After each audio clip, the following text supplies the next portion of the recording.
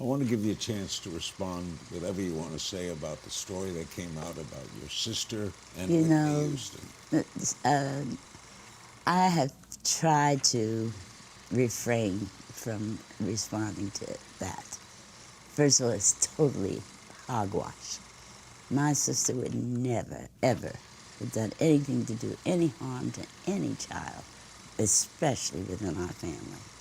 And for those lies to be perpetuated in this so-called documentary film, yeah, I think it's evil. Were you shocked? Totally, totally, and have I will never, and I mean this, ever forgive those who perpetuate this insanity. Dionne Warwick is music royalty. 6 Grammy Awards, over 100 million records sold worldwide, and a voice that defined an entire generation. But what many don't know is that behind those elegant gowns and gracious smiles lived a woman who didn't suffer fools gladly, especially in Hollywood. When Dionne crossed over into acting and television, she brought the same fierce determination that made her a music legend. But the entertainment industry had different plans. Some actors saw her as an easy target, a singer trying to play in their world. Others tried to use her fame while blocking her path to serious acting roles. These weren't just creative differences or professional disagreements. These were calculated attacks on a black woman who dared to demand respect in multiple entertainment spaces. Some tried to sabotage her performances. Others broke promises that cost her millions. A few even attacked her family to get to her. But they picked the wrong woman to mess with. Dionne Warwick has never been one to stay quiet when wronged, and her legendary sharp tongue has made more than a few actors regret crossing her path. Today, we're revealing the 6 actors who discovered the hard way that you don't mess with the Warwick legacy. These feuds shaped decades of entertainment history and showed the world why Dionne earned her reputation as someone you definitely don't want as an enemy. 6. Diana Ross. When Dionne Warwick and Diana Ross shared the stage for a 1979 television special, audiences expected magic. Two of music's biggest stars, both elegant, both talented, both at the height of their careers. What they got instead was a masterclass in passive-aggressive warfare. From the moment rehearsals began, Diana made it clear she considered herself the bigger star. She arrived late to every session, demanded changes to the staging that favored her positioning, and insisted on wearing more elaborate costumes than Dionne. But the real battle happened during their duet performance. Diana had secretly rehearsed additional vocal runs and ad-libs that weren't in the original arrangement. When the cameras rolled, she began over-singing, trying to drown out Dionne's legendary voice with unnecessary flourishes and dramatic gestures. Dionne was furious. Here was another singer trying to turn their collaboration into a competition, disrespecting both the music and the audience in the process. The final straw came during the curtain call. Diana stepped forward, blocking Dionne from the camera's view, and took an extended solo bow as if the entire special had been her show.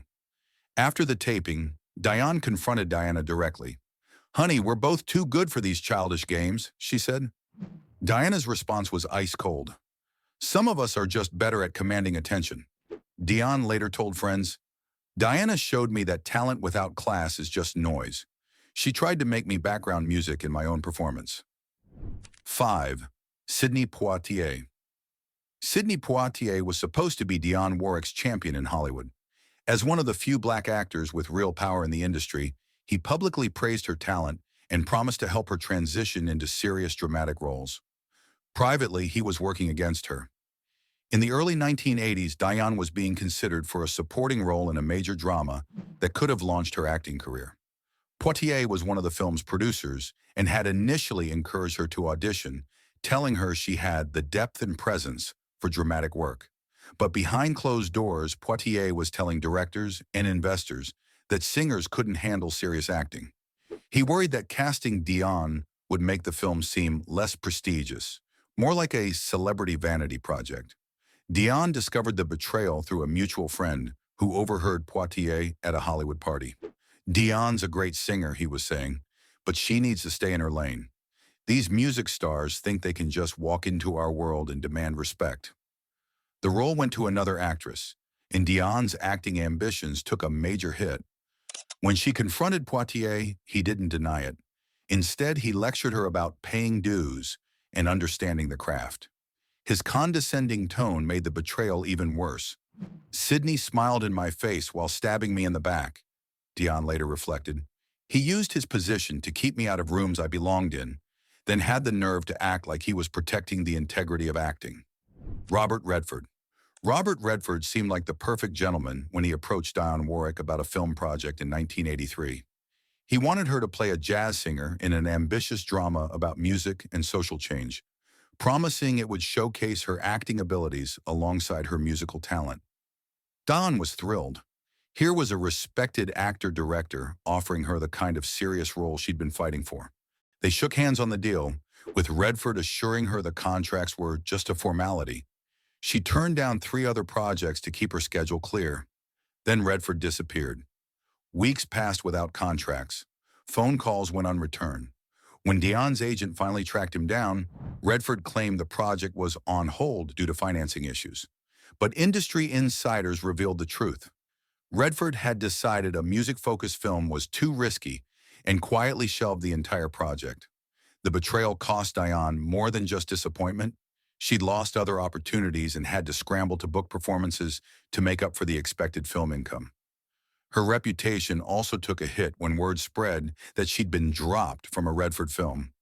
Months later, she learned Redford was developing a completely different project with a major studio, using some of the same themes he'd discussed with her, but with an all-white cast. When they crossed paths at an industry event, Redford tried to apologize, claiming it was just business. Dionne's response was swift and cutting. "Your word obviously means nothing, and neither does your handshake. Robert taught me that even the nicest seeking men in this business will waste your time without a second thought," she said. 3. Burt Reynolds. Burt Reynolds was at the peak of his fame when he agreed to appear on Dionne Warwick's 1985 variety special. It should have been a perfect match. His charm, her elegance, and some great musical numbers that showcased both their talents. Instead, Reynolds turned the production into his personal showcase. From day one, he treated the special like it was his show with Dionne as a guest star. He demanded script changes that gave him more speaking time, insisted on adding comedy sketches that had nothing to do with music, and constantly interrupted Dionne's musical numbers with unnecessary banter. The worst incident happened during Dionne's performance of "That's What Friends Are For." Reynolds was supposed to make a brief appearance at the end, joining her for the final chorus. Instead, he began improvising jokes throughout the song, mugging for the camera, and completely destroying the emotional impact of the performance. Dionne was professional during taping, but furious afterward.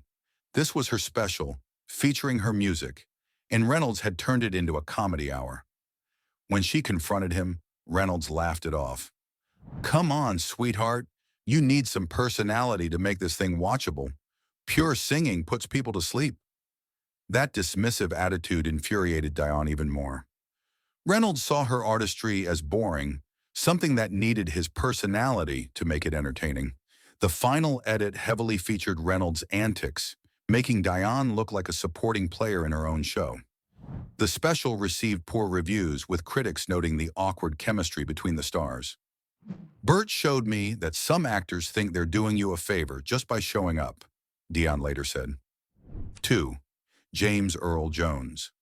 James Earl Jones had the voice of authority, and he used it to put Dionne Warwick in what he considered her place. When they worked together on a 1987 television drama, Jones took it upon himself to become Dionne's acting coach, whether she wanted his help or not. From the first table read, Jones treated Dionne like an amateur.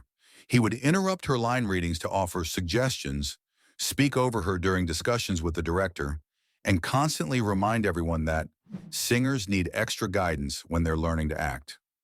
His condescension reached its peak during an emotional scene where Dionne's character confronted loss and grief. Jones stopped the rehearsal mid-scene to critique her technique in front of the entire cast and crew. "Dionne, you're still performing like you're on a concert stage," he announced loudly. "Acting requires subtlety.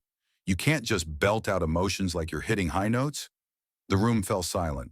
Dionne had been delivering a nuanced, powerful performance, and everyone knew it. Jones's critique wasn't about helping her improve. It was about establishing dominance and undermining her confidence. Dionne's response was measured but deadly. James, I've been connecting with audiences through emotion since before you knew what a microphone was.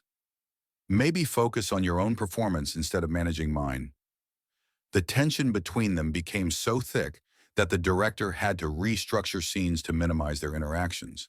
Jones continued his patronizing behavior throughout production, treating Dionne like a student rather than a peer.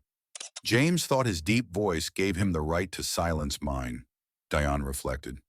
He couldn't stand that a singer might actually know something about conveying emotion. 1.